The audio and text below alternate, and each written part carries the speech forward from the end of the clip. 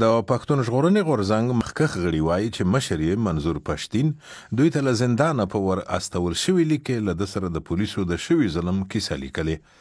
دوی وایي کله چې ښاغلی پښتین پولیسو ونیو او زندان ته یې په لاره وهلی ټکولی، له ویښتانو کش کړی او سپک چلند یې ورسره کړی.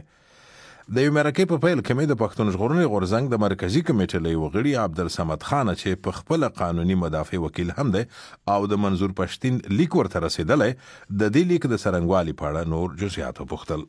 اول خو د دې مونږ شهیدان یو چې کله مشر د اډیاله جیل نه جهلم جیل ته وړو نو الته د پنجاب پولیسو د پلارې باندې په تشدد کړو، په ویښتانو یې نیولیو، په بوټونو په لاتو یې وهلیو، په سوکانو یې وهلیو.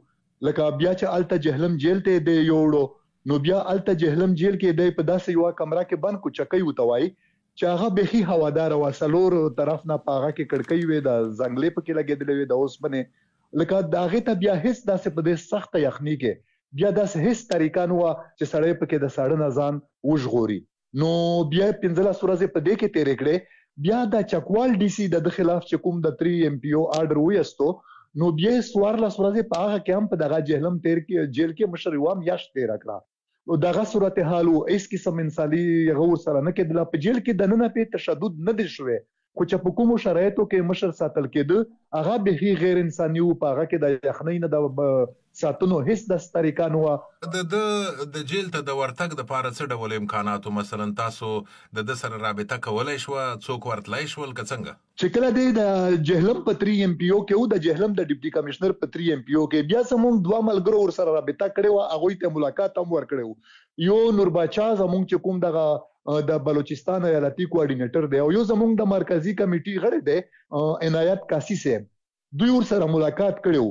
بیا دغه صورتحال هغه دام خودلو چې ما سره داسې خبره کیږي. دا دوه ملګرو سره ملاقات کړو. نو د خپل وکیلان خاطمن د اجازه لري چې دوی ته ورشي، د دې حق لري چې وکیل مدافع وکیل ولري.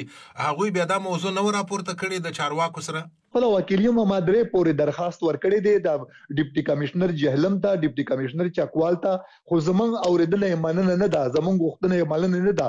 ما ته وایي چې زه وکیل یم، زه د مشر کیسونه فالو کوم، هغه ګورم، خو بیا مال اجازه تر کړی نه ده. په قانون کې ډیر څه شته، په قانون کې خو د 3 MPO چې کومه ده د قید نه دی، دا ډیټینشن دی، نظربندي او توای حفاظتي حراست دی توای. په دې کې بخي سړی ته ډیر مراد ډیر حقوق حاصل وي، خو چونکې داسې دی چې موږ سره د ریاست رویه داسې ده چې هغه بخي په دښمنی باندې مبني ده، نو ځکه موږ ته هغه سيزونه، هغه مراد، هغه سہولیات چې کوم د پاکستان په قانون کې لیکل شوی دي هغه موږ ته او مشر ته نو ورکړل کیږي. او په خپل مشر منظور پښتین چې اوس په جیل کې دی، د څوک ورتلای شي د مثلا د لیکلو، د لوستلو، د کتاب د لوستلو، د خلکو سره د رابطې اجازه شته کنه؟ نه، دا اجازه ورته نشته. د چې کومه د ذاتی استعمال کپړې دی هغه میوه جوړه ورکی چې هغه خاصي خاګن شي نو بیا ور لبل ورکی. د کپړو د صفا کولو، د وینځلو دا ور سره بخي داسې دی چې د اجازه نشته. کاغذ، قلم، پین، کتاب دا خو ډیره لویه خبره ده چې دا دوی ورپرېږدي. نو که چیرته دا نه ورپرېږدي د څنګه بیا د لیک ولیک او څنګه تاسو ته در ورسېده؟ او دا ځنه خبرې داسې دي چې قضیه دلته ښکاره کوم نو چې چا دا کار کړی دی هغه ته بیا ستونزه جوړه شي، خو بهرحال دومره موقع پیدا کړی ده چې په څه طریقه باندې موږ ته دغه لیک راولیکو. او د هغه موده معلومه ده چې دی به څومره په جیل کې وي او د عدالت بهیر څه ډول دی؟ دا داسې دی چې اوس چې کومه د اټک د ډیپټي کمشنر کومه 3 MPO ده هغه موږ په لاهور های کورټ پنډۍ بینچ کې چیلنج کړی و پرون. نن دا هغه ابتدایي سماعت شو، ابتدایي هغه اوریدنه وشو.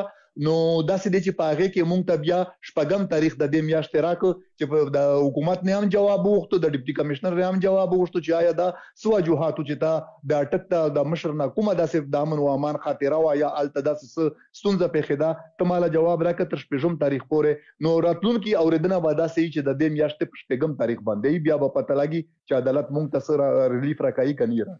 او ځینې خو دا هم وایي چې کیدای شي چې نورې قضیې هم ورته رامخکې کي او دی په نورو قضیو کې هم د په اصطلاح ونیسي او هم بیرته جیل ته واچوي. اوس هم بالکل دا خبره هم دا امکان لري. موږ د دې ریاست نه هیڅ د خیر تمه نشو ساتلی.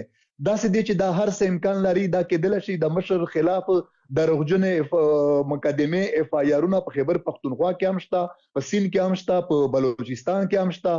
نو داسې دی چې دا امکان لري یا خو په الحال دوی په د 3 MPO کې ساتي د دې نه بعد د امکان لري چې مشر په دې FIRs کې هم گرفتار شي او دوی یې بیا ونیسي. د پښتون ژغورنې غورځنګ د مرکزی کمیټې غړی عبدالصمد خان چې د دې په اړه را سره غږیده چې د ښاغلي منظور پښتین لخوا یو لیک ورته رسیدلی دی او هلته د خپلو ځورونو په اړه لیکلي دي چې د جیل ته د تګ په وخت کې پولیسو ورسره ناوړه او سپک چلن کړی دی.